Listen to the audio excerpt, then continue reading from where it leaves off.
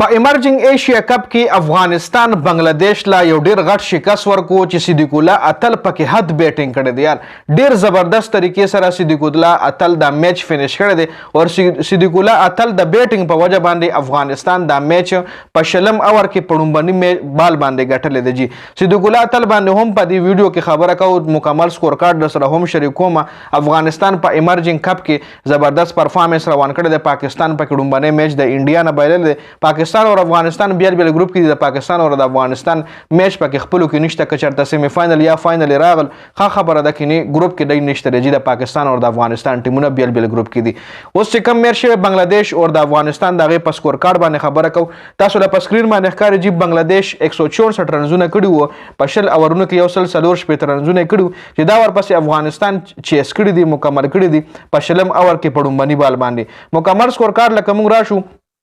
بالنګ چا افغانستان سره کړي بنگلاديش سره بیټینګ چا کړي دا مکمل سکور کارت پرویز حسین سلور 50 رنزونه کړي دي په 22 بالونو خ اننګز کړي خ بیټینګ کړي دي جشن عالم او په وو بالو سلور رنزونه سیف حسن په 19 بالو 14 رنزونه کړي دي توحید هریدوی په 11 بالونو 2 خ اننګز دو هم کړي دي او توحید چې کم دی دا بنگلاديش انټرنیشنل کھلاڑی هم دی یعنی کیپ پلیئر دی خ اکبر علي کپتان هم دی د یو وکټ کیپر هم دی په وو بالو سلور رنزونه شمیم حسین ور سره خپل اننګز کړي په صدور ویش بالونو باندې اته د رنزونه د کړي دي د افغانستان د طرفه بلال سمی سلور اورونو کې درې سلويخ وکټ یوا الله غزنفر سلور اورونو کې اته د الله غزنفر لګ ایکسپنسو صابر شه وکټ یوم نه لشتلی فریدون دورزی دو اورونو کې 15 کې سخمر سلور اورونو کې شپږ ویش رنزونه یو وکټ خبالنګ کریم جنرال سلور اورونو کې 2 درش یو وکټ دم خبالنګ کړي دي شرف الدین اشرف دو اورونو کې نه او یو وکټ د هم تر لاسو کړي ده نو شرف الدین اشرف هم خبالنګ کړي دي اوس کوم راشو د افغانستان بیټینګ وګورو جی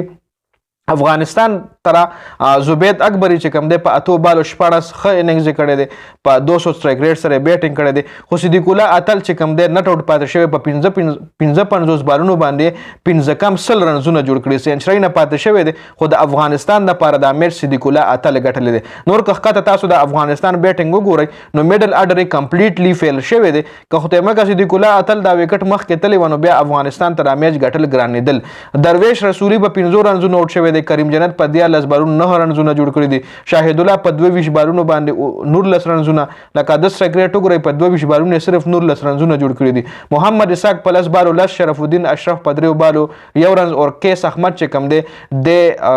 صدیق الله اتل سره په کریس باندې ولاړو چې میچ دی فینیش کړی دی یو بال 2 رنزونه د هم جوړ کړی دي جی اوس راشو د بنگلاديش بالنګ لاین اپ ګورونو بنگلاديش سره ریپن منډول سلور اورونو کې شپږ ویش 2 وکټي